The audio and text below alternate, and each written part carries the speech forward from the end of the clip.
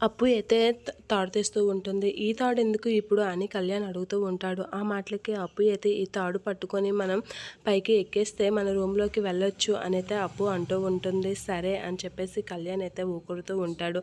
ఇప్పుడు ఎలా అయినా మనం పైకి వెళ్ళాలి అని చెప్పేసి కళ్యాణ్ అప్పు ప్లాన్ చేస్తూ ఉంటే అదంతా ధాన్యలక్ష్మి అయితే వింటూ ఉంటుంది. అలా వినగానే ఒకసారిగా కళ్యాణ్ అని గట్టిగా అనేసి అరుస్తూ ఉంటుంది. అలా అరగానే ఒకసారిగా అందరూ షాక్ అవుతూ ఉంటారు. కళ్యాణ్, అప్పు. ఇక వాళ్ళిద్దరినైతే అందరి మధ్యలో పెడుతూ ఉంటుంది. ఇక వీళ్ళిద్దరు ఇంత జరుగుతూ ఉంటే రాజు, కావ్య వాళ్ళేంటి ఇక్కడ లేరు? వాళ్ళిద్దరు ఎక్కడున్నారు? మీ ఇద్దరు ఇక్కడుంటే ఏం చేస్తున్నారు? అనేది అంటూ ఉంటాడు. వాళ్ళిద్దరా అని చెప్పేసి కళ్యాణ్, అప్పు ఒకరి మొఖాలు ఒకరు చూసుకొని అక్క, బావ పైన మా రూమ్‌లో ఉన్నారు అనైతే చూస్తూ ఉంటారు. ఇక అపర్ణ కూడా ఆళ్ళ మొఖాలు చూస్తూ ఉంటుంది.